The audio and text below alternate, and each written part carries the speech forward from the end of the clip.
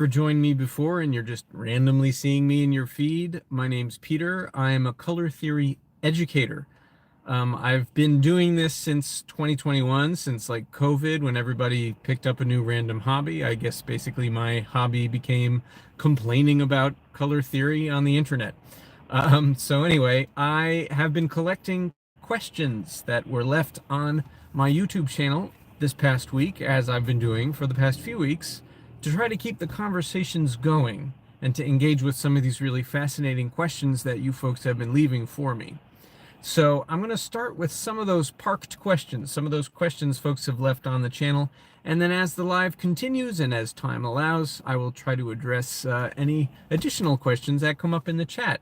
So let's get right into it. I want to start with a question that I came prepared for, and that is a question left by Isuix5629, and this is in reference to a short I published that was showing off these acrylic sheets that have this iridescent coating, right? So you can see, like, from this angle, things behind it look bluer or more cyan, I guess, and then if I turn it, you can see that sign in the background there is kind of shifting blue and then magenta, right? So what's happening here is an example of thin film interference, right? There are films on either side of this plastic sheet that are interfering with wavelengths of light so that when you change the angle, the color changes. So with that context, here's the question. How short are its shortest transmitted wavelengths, UV? And how long are its longest reflected wavelengths, IR, infrared? Does it transmit enough into the UV to be used as a UV pass filter? So the question comes from the guy, hey guys, thanks for stopping in. The question comes from kind of this idea that, okay, I'm noticing different wavelengths are being let through or blocked, and that's why I'm seeing different colors. And as you shift it, right, it gets a little more purple and then into magenta. So what's going on in terms of the EM spectrum? As I get into shorter and shorter wavelengths, is it going to let those through or block them? So I actually figured I'd bring a UV light. I'm not going to shine it directly at the camera. And I'm going to try shining it through this. And then I also brought a UV filter so we can compare. So I'm going to kind of shine this off to the side. And you can see, like, I'm going to try changing the angle. It's basically letting a lot of that UV light through, pretty much all of it, right? So this is not, no matter the angle, an effective UV filter. And there's a reason why. We'll get into that for a second, but I first want to just show you the comparison. This is a UV filter. You could probably barely see it because it's basically invisible. You can see the reflection on the plastic sheet. But if I shine this UV light and then put this filter in front of it, watch what happens. I guess that was not as dramatic as a reveal as I thought it would be. So here's a better way to demonstrate this. If I shine this on an object that is fluorescent, like this, I grabbed this fluorescent clay, you can see that it makes it glow pretty brightly, right? So now I'm going to hold this UV filter in front of it, just like that. And now you're going to see it's not getting that glow. My finger is bright because it's on this side of the glass. If I do it this way, you can see you get that fluorescent glow. But if I turn it so that the filter is in place, no fluorescent glow, right? So UV filters are possible and exist, and this is one of them. But there's a reason why this iridescent glass, if I turn it, is not capable of filtering UV light like this. This guy is giving me actually a range of UV frequencies, including ones that are visible, otherwise we wouldn't be able to see that the flashlight is on. And so it's like this wide bump in the spectrum that trails into the visible, but also trails out of the visible into invisible UV.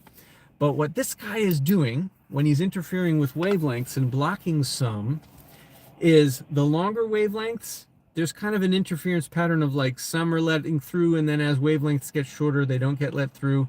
But then it's like a wave, and you get into even shorter wavelengths and they do let through, which is why at this angle you get magenta, because some long wavelengths are getting through, there's a dip in the spectrum, and then some short wavelengths are getting through. Long and short makes magenta.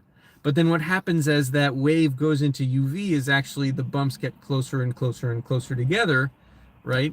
And so it's more like a comb or something, and you can't really, if you have a wide bump in the spectrum of emission of UV light, that's like a wide range of UV frequencies or wavelengths, and you're blocking it with just like a comb of spikes, there's still a lot of it getting through, right? So I don't know if that makes sense, but that's basically the answer to that question, is that thin film interference is such that when you get into the shorter wavelengths, higher energy, you get kind of more close together blockage spikes in the spectrum, and like unless unless the light you're trying to block is also those exact spikes in the spectrum, they're not going to match up and it's not going to block them. So it's a really interesting and complex topic, and hopefully I did it justice in like a 5-minute in my car discussion of it. Let me just say hi to some of the folks. I got 8 folks in the chat right now, so I just want to say hi. Jane is here again. Hi, nice to see you again. Mr. Pigments is back. Glad you were able to make it to this one. And Anthony Amos is back. Greetings from Chicago. I just got the color triangle and it's dope. So that's from, you must have got it from Wet Paint, right? Yeah, it's awesome, and I'm definitely gonna also be using that in my high school classes, because I think it's just such a great visual way of talking about color mixing and how it's operating in a different space than perception, really. Anyway, that's the color triangle. If you're not familiar with that video, you can find that. That was a short on my channel. Let's get into the next question. This was left on the channel by Steve Kotrch, Kotrch. Where's green? And this is in reference to my video about Goethe's edge color series, right? The cool like indigo, cyan to white on one end of a, like if you're looking at something that's being diffracted or dispersed through a prism, but not all the way, you get this white bump in the middle. And then on the other end, you get, it trails off into yellow, orange, red, and then black, right? So you've all probably seen those, chromatic aberrations on lenses that aren't aligned correctly, right? You see like a bluish edge and a reddish edge. So these are the edge colors. And there's a reason there's no green in that series. It's the same reason if you're looking at a sunset, it goes from like red, orange, yellow, and then it doesn't go green. It'll go kind of just to like a faded whitish and then back to blue, right? So what's happening is when we're looking at the warm edge colors, like imagine this is the EM spectrum. These are the long wavelengths. These are the short wavelengths in our visual range. When I am when I am seeing just the red, I'm seeing just the long wavelengths. And then as I add shorter and shorter wavelengths, I'm getting orange, yellow. But then I'm not going to get green if I keep going. I'm going to get white, because the whole EM spectrum, if it's all there, I'm going to perceive it as white. That's what my eyes are designed to do. The whole spectrum is white light. That's what, we were evolved under this sun and sky to just kind of see that as neutral. When are we going to get green? Well, here's red, here's orange, here's yellow. I'm getting no short wavelengths over here, so it's yellow. When am I going to get green is when actually some of those longer wavelengths start going away. So if I have a bump in the middle of the spectrum, then I'm getting green. And we don't get that with the edge color series, because that's not an edge, that's the middle. And it's the same thing with magenta, which is this, right? I get long wavelengths, I get short wavelengths, but I have a dip in the middle of the spectrum. It's like anti-green, and that's why magenta and green are complements. And that's why also magenta and green are neither cool nor warm. And if you've ever done like color grading in Photoshop, there's temperature, which shifts it orangey or cyan, right? Blue or orange, basically. And then there's tint, which is like this other axis that goes green versus magenta. And that's also the reason why, if you're looking at lighting fixtures, sometimes you can have two different lights that say on the box they're the same CCT, correlated color temperature, like they're both, say, 5000 K, but one can look greener than the other because you can have the same temperature but a different tint. So green means that there's kind of a bump in the middle of the visible spectrum, and magenta means there's a dip, and those could have the same temperature, because temperature is just talking about is the bias toward the long end or the short end of the spectrum. So a simple question, where's green, with actually a really interesting kind of set of facts around it that's worth talking about. I see a few more folks in the chat. Hello, and thank you for joining me. I'm going to move on to my next question. And if you have questions, color theory questions you want to throw in, stick them in the chat. I'll keep scrolling through. This is a question from BananaPug7354. You mentioned LAB. lightness AB, right, C-Lab, which makes me think, why are there so many color models in the first place? There's HSL, hue saturation lightness, HSV, hue saturation value, obviously RGB, CMYK, and probably others I'm not even aware of. Why so many? And is there one you'd particularly recommend for digital design and in particular UI? Yes, there is a color picker I recommend for digital design and UI because it does a really good job of modeling perceptual differences with pretty simple math, and it's freely available. And that is OK Lab, or you could also use it as OK LCH, which is a little more intuitive, lightness, chroma, hue. Bjorn Ottesen is the guy who developed it. He made it kind of like freely available, so other websites have like incorporated it. I recommend OK LCH because it is perceptual in its structure, which means if you set something to be like 20 points apart in lightness, it's going to be 20 points apart in lightness no matter the hue. Whereas the same is not true in HSL, right? 20 points apart in lightness in green might be very different of a span than 20 points apart in lightness in purple or red. So there's no true perceptual uniformity to RGB. RGB has its uses. It's how we tell the computer to display color, but it's not perceptual, so it's not good to design in, right? And so that would be my recommendation. Check out OK LCH. There are color pickers online. All right, the next question is a follow-up question from Sebastian Tomita 5965. This is a follow-up to a question about whether personal color analysis is scientific or could be scientific, and I discussed that in a previous live Q&A. The question is, I'd like to ask how exactly does the light reflected from our clothes interact with our skin tone? Is it the same process of mixing colors in paint? The question goes on, but I'm going to stop there to address that. It is not. It's optical mixing. So paint mixing is integrative mixing, which is somewhere between subtractive and optical.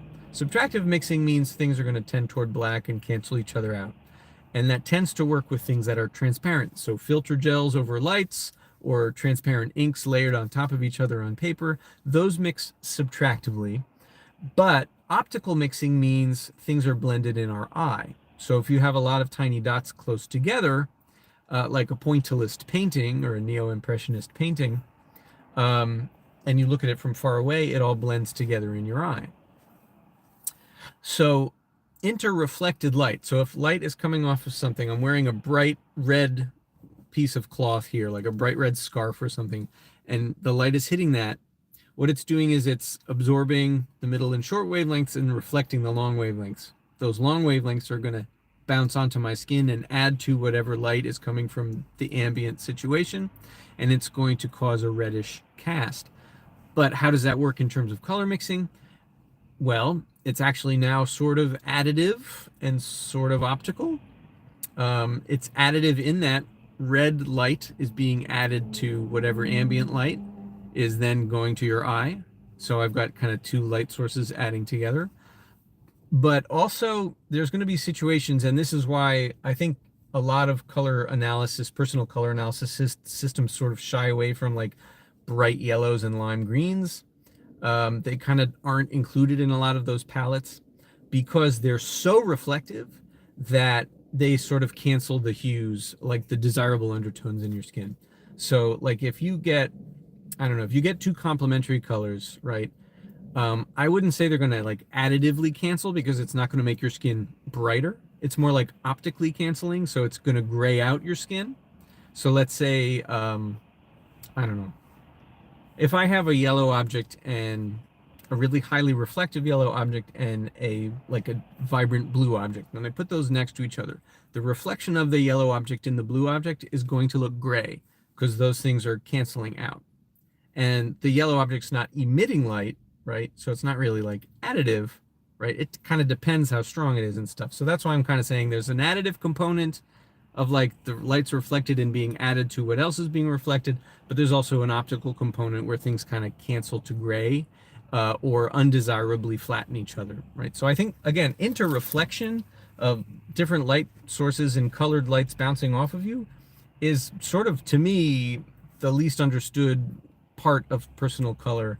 And that's why I'm so skeptical of online or virtual color analysis, because how can you judge somebody if you're just putting their face in like a filter that is surrounding them with different colors that don't actually interreflect on their skin? They're just, all you're going to see is the simultaneous contrast of the skin tone as rendered by the auto white balance of the camera against your visual fields, other colors that are there. You're not actually getting light interreflected off of cloth or the surroundings. So interreflection is an important part of actually looking at how do colors look on you as a person and how do they match or not match your skin tone. And I don't understand how virtual color analysts are accounting for that. I don't know if they are. Okay, next question. This is from a user called Knockneed. When we see a red apple, it's because all of the spectrum of colors are absorbed except red. We'll talk about that. So the question is, what is the real color of the apple? Is it blue-green? So thinking in terms of complements, if it's absorbing cyan, right, all the short and medium wavelengths that are landing on it from a white light source, and it's only reflecting the red, does that mean somehow intrinsically the red apple is actually blue-green? No, that's not quite how it works. I get where that thought comes from, but also it's not that a red object is only reflecting red wavelengths. Red wavelengths is the issue. Wavelengths don't actually really have color, right? And you know, just think about it for 2 seconds. Like if somebody's red-green colorblind, does that mean they're not seeing red wavelengths? They actually, you know, they are to an extent seeing the same wavelengths as a trichromat is seeing, but their brain is rendering them differently because they don't have the wiring to interpret it the same way. And so it's not that the wavelengths are red, it's that a trichromatic vision system renders them as red, right? So that's part of this understanding what's going on. The other thing is, like, I think there's this common sense notion that objects have color, right? A red apple is red because that's what my experience tells me. But as soon as you go into a room where the only light source is cyan and you look at that apple, it's no longer red, it is black because it's not reflecting any of the wavelengths that are landing on it. It doesn't mean it looks black under bluish light. It is black, right? Because there are no red wavelengths for it to reflect in that scenario. So it's really kind of more weird and mysterious than we realize on a day-to-day basis, that like objects don't have intrinsic color. They only have the capacity to reflect or absorb certain different combinations of wavelength, which we interpret as color. So did I answer the question? I don't know, but those are my thoughts on that. Let me just pop into the chat. I don't have too much time left tonight. Unfortunately, I had to run some errands, so I'm here a bit late. But let me just pop in and say hello and see what y'all are talking about here. My mom is here. I don't know if she's still here. Hi from Denville, New Jersey. Pablo, hi from Brazil. Hello. Back at you. And Anton Chekhov. Recently discovered your highly underrated channel. Devoured all videos in one setting. Phenomenal knowledge. You're a great teacher. Thank you so much. I'm very pleased that you find the information valid and useful as a resource. Absolutely. That's what I'm here for. Where can I send questions? You can pop them in the chat, or you can leave them once this video is posted if you think of a question later. I kind of comb through the channel every week seeing what the questions are, but if they're left on the live Q&A videos, that's helpful. Like, they're easy to find. So if you have questions, leave them here. Once this video uploads and is posted after I'm done, you know, that's where a lot of people leave their questions. Here's a question from Jane. Talking of color blindness, any thoughts on the glasses that help people see distinctions between colors? That, you know, is a great question to end on with the, like, 3 minutes that I have. So, Chroma is the company that makes them here in the States. I don't know if they're in Australia or, you know, I know there's 1 or 2 other companies around the world who do this. These glasses work through notch filtering. So what they do is, unlike, you know, this guy, which is like, depending on the angle, blocking out huge chunks of the spectrum, a notch filter is a piece of glass that is engineered to only cut out or absorb a very narrow part of the visible spectrum, specifically a part of the visible spectrum where there's a huge overlap between the sensitivities of our cone cells.